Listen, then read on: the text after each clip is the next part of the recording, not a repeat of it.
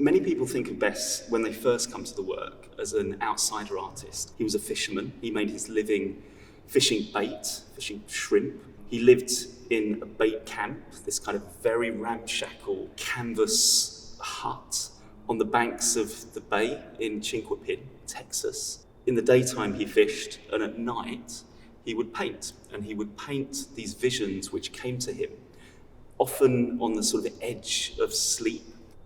His work wasn't about kind of improvisation or, in his terms, he was painting very accurately, and as accurately as he could, these visions and these forms and these colours that came to him. He writes about the fact that I'm not necessarily a painter or an artist. The painting is a way for me to put this vision down. And then for him, as important as making the painting was then spending time with it and having other people spend time with it. And he was very clear about the fact that he often didn't know what these paintings meant, what these symbols were. The other thing that we've done here, and we've done it for the first time, is to present Bess's works on these kind of deep grey, almost black walls. And when we were researching the show, my colleague Archie Squire, he's done a lot of research around Bess, and he came across a letter to Betty Parsons, who was his gallerist in New York. And in this letter, Bess writes, "I'd love to see them presented at some point in a dead black gallery. Sounds spectacular, but needn't be."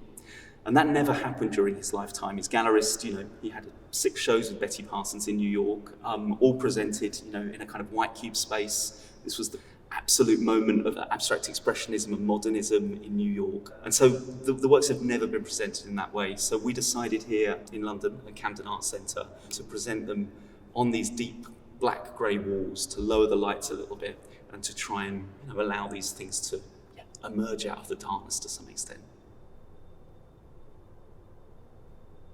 Alongside the paintings, which was one research project in a way for him, the other was this incredible document, which much of it is lost now, but which he called his Thesis.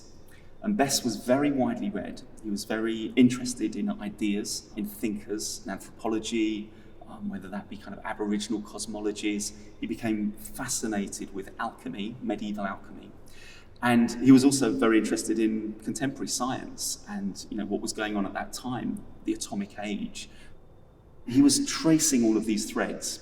He believed he'd found a kind of code or a reference to a secret knowledge, which he found in all of these different cosmologies and systems of religion or philosophy or thought and science even.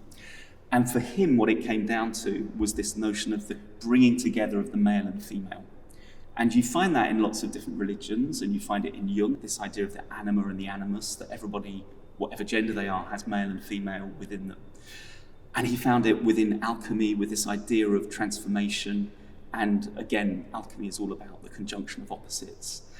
And he became very exercised and interested in this idea to the point where he wanted to actually put this into practice. And he performed throughout his life 3 surgeries on him.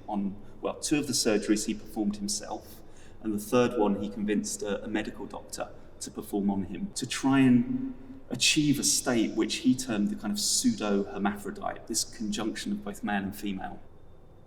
And the paintings then, when I look at them, and when he talked about them actually, there are lots of these kind of coded references to both sex and gender, the coming together. There's lots of doublings that you'll see through the show.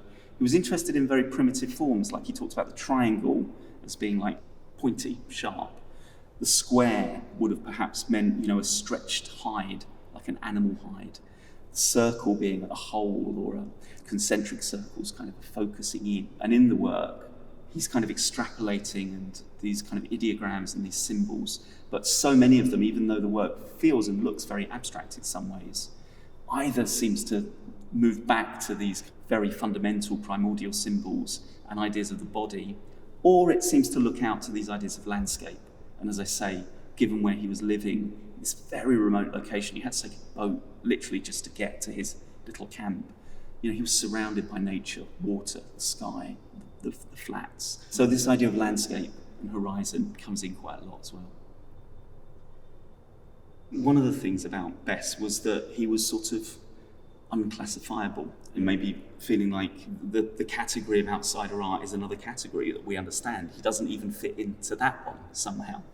And I think what's interesting for artists and audiences coming to the work now is that at the time he was making this work, there really wasn't a way for him to be able to position it as he wanted to. You know, he desperately wanted to show his thesis, and his gallerist absolutely refused.